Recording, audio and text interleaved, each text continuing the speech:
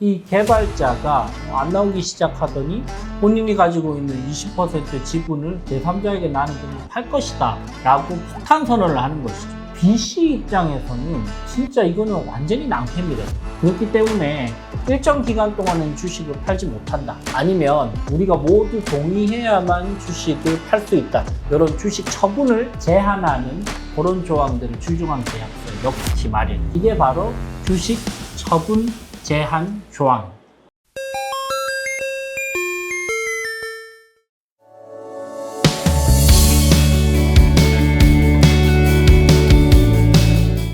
네, 안녕하세요. 주주들의 권리를 보호하는 주주스쿨의 류지연 변호사입니다. 오늘은 주식 처분을 제한하는 주식 처분 제한 조항. 투자계약서상에서도 필수적으로 들어가는 부분이 주식 처분 제한이죠. 그리고 주주관계약서 상에도 주식 처분 제한 조항들은 꼭 들어갑니다. 이게 어떤 의미를 가지죠, 여러분들? 예를 들면 주주관계약서상의 주식 처분 제한은 이런 의미인 건 거죠. A, B, C가 공동 창업을 했어요. 그래서 A는 개발자고 B는 기획자고 C는 마케터이자 디자인을 같이 담당을 하고 있습니다. 근데 이 개발자가 중간에 다른 일이 생겼다고 하면서 안 나오기 시작하더니 본인이 가지고 있는 20% 지분을 제3자에게 나는 그냥 팔 것이다 라고 폭탄 선언을 하는 것이죠. BC 입장에서는 진짜 이거는 완전히 낭패입니다. ABC의 이 조합을 생각하고 이 A라는 친구가 개발을 담당을 해줄 것이라고 생각하고 데리고 왔는데 지분까지 20%를 줬는데 그냥 본인이 나가는 것도 모자라서 지분을 제3자에게 우리가 알지도 못한 사람에게 팔겠다. 이 지분을 어떻게든 회수를 할 수 있으면 또 다른 개발자를 우리가 채용을 하거나 아니면 파트너십을 맺거나 아니면 지분을 주면서 스톡 옵션을 주면서 우리가 개발자를 보완을 할 수 있는데 그렇지 못하고 그냥 지분을 제3자에게 그냥 판다고 하면 이거는 굉장히 복잡한 상황, 그리고 B씨에게는 날벼락과 같은 상황이라는 것이죠. 그렇기 때문에 일정 기간 동안은 주식을 팔지 못한다. 아니면 우리가 모두 동의해야만 주식을 팔 수 있다. 이런 주식 처분을 제한하는 그런 조항들을 주중한 계약서에 넣기 마련. 투자 계약서도 비슷한 맥락입니다. 그죠? 내가 투자를 할 때 제가 투자자예요. 그 A라는 기업이 있어요. 이 기업에 B, C, D라는 아주 똘똘한 친구들이 일을 하는 것을 믿고 이 친구들이 회사를 향후 3년간 폭발적으로 성장해 줄 것이라는 걸 믿고 투자를 했는데 이 B, C, D 중에 핵심적인 B가 갑자기 나가서 주식을 나는 팔고 그냥 회사를 나가겠다. 그러면 이거는 큰 낭패죠. 그죠? 그럼 투자금 회수하기가 힘들어질 수도 있습니다. 그래서 이 A라는 기업에 투자를 할 때는 이 투자자들 입장에서는 B, C, D 이 핵심적인 이해관계인들을 투자계약서에 이 이해관계인이라는 표현을 써서 집어넣고요. 그리고 이 친구들은 투자자의 사전 서면 동의 없이는 지분을 못 팔게 만든다는 것이죠. 이게 바로 주식 처분 제한 조항입니다.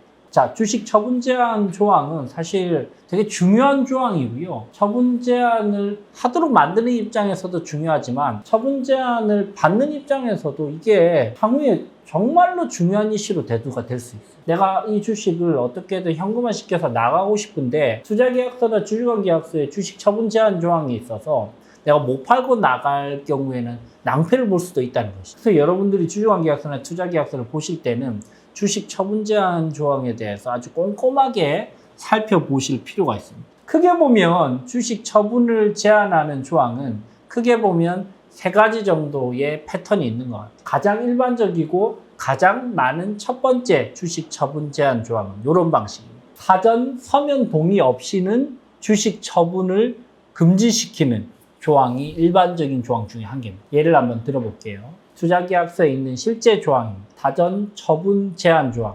제1항 이해관계인은 투자자의 사전 서면 동의 없이 회사 발행 주식을 처분, 양도, 이전, 매각, 담보 제공 등을 할 수 없다. 제2항 본조에 따라서 이해관계인이 투자자의 사전 서면 동의를 받고 주식을 제3자에게 처분하는 경우에 이해관계인은 주식을 양수하는 제3자로 하여금 보험계약에 따른 이해관계인의 권리 의무 일체를 승계하도록 하여야 한다. 이게 일반적으로 투자계약서에 들어가 있는 주식 처분 제한 조항입니다. 즉 투자자의 사전 서면 동의 없이는 처분 자체 기본적으로 안 되고, 그리고 동의를 받아가지고 처분을 할 때도 이 투자계약서에 있는 모든 권리 의무를 주식을 양수받은 입장에서도 전부 다 지켜야 된다라는 강력한 조항인 것이죠. 이게 첫 번째 패턴입니다.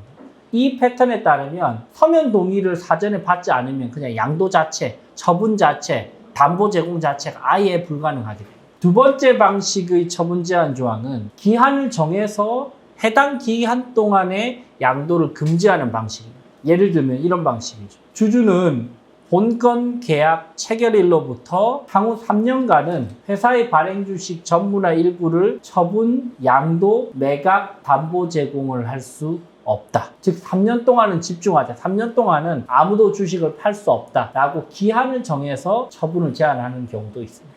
기한을 만약에 도과했을 때, 3년이 도과했을 때 3년 1일차부터는 이런 처분 제한 조항 없이 주식을 팔 수 있다는 거죠.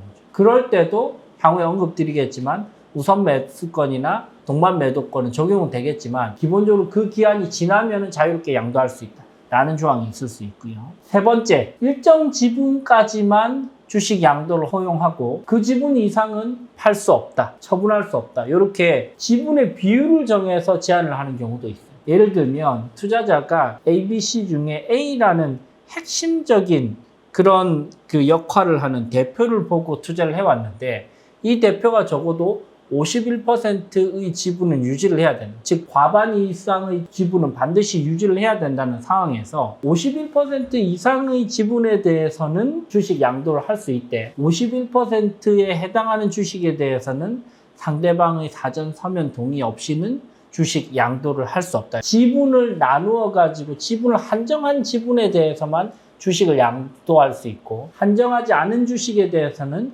주식을 양도할 수 없는 그런 방식의 접근 방식도 있습니다. 그래서 주식 양도 제한과 관련돼서 첫 번째, 사전 서면 동의 방식. 두 번째는 기한을 정해서 양도를 제한하는 경우. 세 번째는 지분을 정해서 일정 부분에 대해서는 양도할 수 있고 일정 부분 밖에 대해서는 양도할 수 없는 그런 조항을 만들어 놓기도 합니다. 그래서 여러분들 주식 처분 제한이 있을 때는 여러분들 이게 본인에게 유리한지 불리한지를 잘 판단을 해보셔야 돼요. 본인은 3년 이내에는 나는 무슨 생각도 주식을 양도할 수 있는 생각이 전혀 없어요. 근데 나와 함께 일하는 다른 주주들이 주식을 팔고 나갈 것 같아. 그럴 때는 주식 양도 제한을 넣는 것이 이제 본인 입장에서 유리하겠죠. 근데 본인이 소수지분권자고 본인이 향후 한 2, 3년 안에 주식을 현금화 시킬 생각이 많이 있어요. 이럴 때는 주식 양도 제한 조항을 본인에게 적용시키면 본인이 현금화 시키고 싶을 때도 주식 양도를 못하는 경우들이 있단 말이죠. 그래서 주식 양도와 관련돼서 이런 부분들을 좀 신경을 쓰셔야 되고요. 근원적으로 이렇게 주식 투자 계약서 또는 주주 간 계약서를 제외하고 근원적으로 회사가 정관에서 주식을 제한하는 경우들도 있습니다. 여러분들 회사의 등기부등본을 떼보면 주주들이 주식을 양도할 때는 이사회의 승인을 받아야 된다. 이런 조항들이 딱 등기부등본상에 명시가 되어 있는 그런 기업들도 있거든요. 우리나라 상법에는 주식을 양도할 때 이사회의 사전 승인을 받게 할 수 있는 조항이 있습니다. 그리고 그 조항을 정관에 명시를 한다면 주식을 양도할 때 이런 투자계약서나 아니면 주주간 계약서가 아니더라도 정관으로 그리고 등기부등본상에 표시를 해서 주식을 양도할 때 반드시 이사회의 승인을 받도록 하는 이런 강력한 규정도 있습니다. 그래서 여러분들이 내가 주주다, 주식을 양도하고 싶다라고 했을 때는 기본적으로 주주간 계약서 또는 투자 계약서 또는 정관상에 주식 양도 제한 조항이 있는지를 이 3종 세트로 확인을 한번 패키지로 해보고 그리고 양도 제한의 기간이 얼마인지 양도 제한의 방법이 어떤 것인지를 파악해 본 다음에 주식을 양도하셔야지 이 계약 위반이라든지 상법 위반의 사항이 발생하지 않고 안전하게 주식을 양도할 수 있을 것이고요. 또 여러분들이 반대로 주식 양도를 막는 본인이 회사 측 입장이라면 이런 부분들에 대해서 다른 주주들에게 투자를 하거나 주주간 계약서를 체결할 때 충분히 사전에 인지를 시키고 주주간 계약서나 투자 계약서를 적용을 시켜야 되지 않을까라는 생각이 듭니다. 자, 오늘 여러분들과 함께 주식 양도 제한 조항에 대해서 자세히 한번 확인을 해봤습니다. 여러분들 주주 간의 관계에서 중요한 부분이니까요. 이 부분 유념해 두시고 여러분들 업무 진행하실 때 활용하시기 바랍니다. 지금까지 주주스쿨의 류지연 변호사였습니다. 감사합니다.